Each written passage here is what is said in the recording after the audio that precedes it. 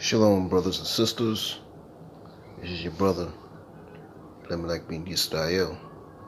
Well, I say my name because of what's going on today. Now, today is June 1st, 2019, so-called. 24 years ago, June 1st, 1995, is when I first arrived at the 1 West 125th Street, Harlem, New York, Connecticut branch in Bridgeport, 1663 Fairfield Avenue. All right. The elder over the school, the head over the school at the time, name was Yasharahmath. Yasharahmath died earlier this year, I believe.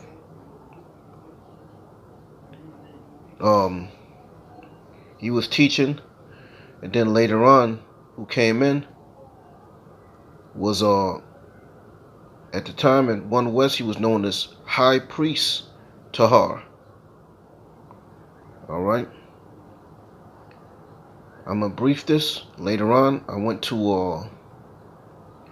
later on there was a split.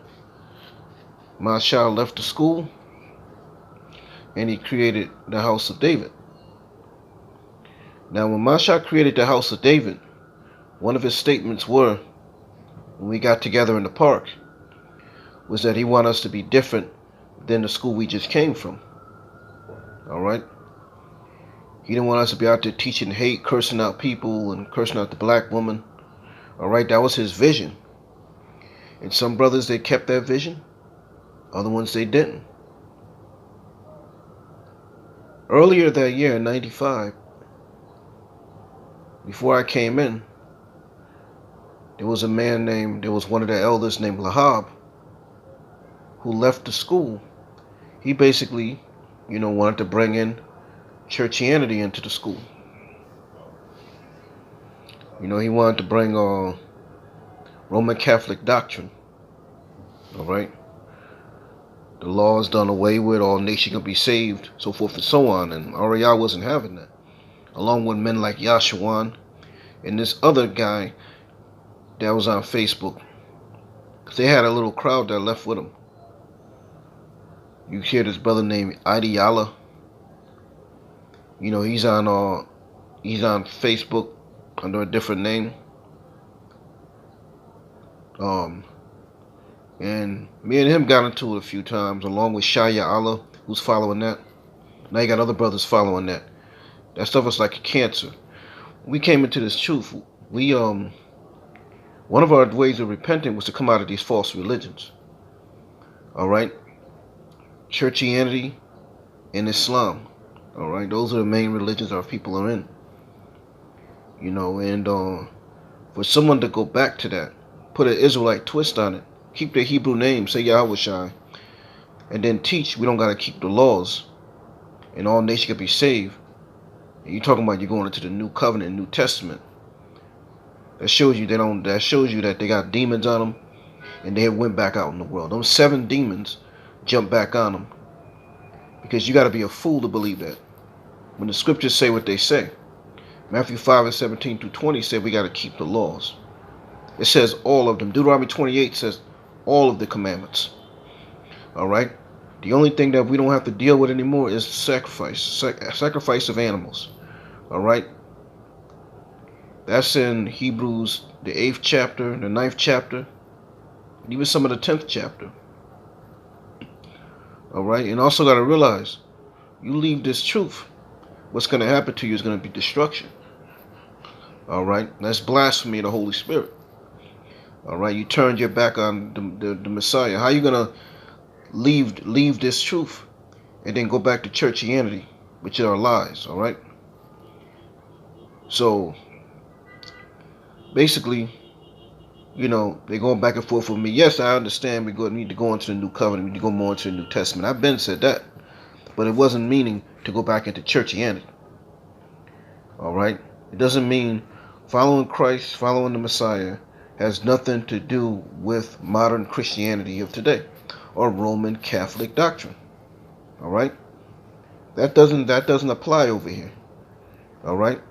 When it means follow Christ or follow Hamashiach, Yahushua, the Messiah, it means follow him, um, meaning the way he kept the laws, because he kept the laws perfectly. He kept the laws better. This is a better covenant. All right. It's not talking about we don't got to keep no high holy days and keep no. That's madness. Plus, the new covenant is not 100% fulfilled yet. We are in it. We are starting it 2,000 years ago, but it's not fulfilled into the kingdom. And part of the new covenant, Jeremiah 31, tells you that in the new covenant, we're going to have the laws in our heart. If we're going to have the laws in our heart, guess what? That means we're still going to be keeping the laws. All right? Like I said, if it doesn't go into the animal sacrifice, you still have to keep it. All right? That's one thing we don't do. And with the animal sacrifice, there's laws that go with the animal sacrifice. There's a sacrificial law. That is what we don't do it today. We also don't stone people anymore. You know what I'm saying? But if you go against the Messiah this time, it's going to be even worse for you, because you get an eternal judgment. And also, you're going to you know what I'm saying, somebody like that, instead of stoning them, they get put out of the congregation. They get separated from them. Look at 1 Corinthians, the 5th chapter. When the man committed fornication and adultery, both of them, he slept with his father's wife, which also shows that his father, that woman wasn't his mother. So it's a possibility his father had more than one wife. All right. So basically, this is what I learned. But to come around saying we don't got to keep no laws, you got brothers saying we don't got to fast on the Day of Atonement, that's madness. The scriptures say forever. Anything that you read in the Old Covenant or the Old Testament that says forever, just remember this. The Messiah was prophesied. This was written with the Messiah in mind, which means what? The Most High already knew, and he revealed it to his prophets that the Messiah was going to come. So if it says forever, and you read the New Testament, the New Covenant, you know this, that we still got to keep it because it was written. You can't change that. The Most High said he changes not. All right, so if it says forever, it means forever.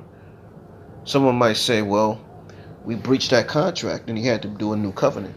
Well, even after he did the new covenant, and when he prophesied of the new covenant, which would be his Messiah, which would be his son dying, all right, his son died, symbolically to be our sacrifice. All right, he wasn't no actual human sacrifice, meaning he got his throat cut and he got ate afterwards. All right. It does mention in the communion about his sacrifice, about when you drink of the cup, the wine, you drinking his blood. When you eat of the bread, you eating his body. Yeah, that's symbolic. That's not physical. We're not talking about cannibalism over here. All right. So y'all need to stop that BS. And as far as the Israelites in the New Testament or the Gentiles, there's two types of Gentiles. There was real Gentiles, meaning real other nations. Then there was Israelites who's in that Gentile state, following after their idols and so forth and so on. The word Gentile in the Hebrew is goyim, or in modern Hebrew, goyim. When you translate it back into English, it says nations. So the word Gentile and nations is both the same Hebrew word. So Israel can be a Gentile because Israel is a nation. All right, this is people don't understand this. So the Gentile can be an Israelite. Okay, because it's a nation. It's the same word in the Hebrew. So basically, I'm going to say this, that when I was in the world, I used to believe I was from the lineage of Ham. Pan-Africanism, nationalism. I was one of them. I was into that way before certain men came out. These Kemet guys and all this other stuff. I was into that Pan-Africanism way before, since the early 90s. Since I was about 12 years old. And I read books about Africa. I wasn't pseudo. I actually read books about Africa, spoke to real Africans, studied from real Africans, people from that continent. And little did I know that I was a child of Israel. I didn't know I was an Israelite. I knew the people in the Bible were black. I thought everything was just Hamitic. I remember reading a book by a mentor of mine. Shout out to Tony Mitchell. He passed away at a very young age. And I believe he passed away at a young age for me to come into this truth, because I was following his footsteps. And I was going to convert to Islam at the age of 18. And the Most High called me out June 1st, 1995. Actually, he called me earlier than that. And I was hearing certain things, but I didn't come into the school to June 1st, 1995. So, shout out to that. Shout out to him. I watched the movie Roots when I was younger, and I believed that because according to the movie, we were Muslim before we came over here. All right, and that's true. Some of us were Muslim, but that's not our original religion. Our original way of life. That's the religion of the Arabs. That's idolatry. All right. The Quran is a book of idolatry, and Islam is a book of idolatry. All right. So basically, what ends up happening is this man dies. I study African history in school like a course, even though I've been studying on my own for the longest. I didn't really like talking about slavery because I don't consider myself that. I wanted to talk about our people in Africa. I didn't give a damn about over here. But now I understand why. You know, I still read about it, but I also study African American history, so-called African American history.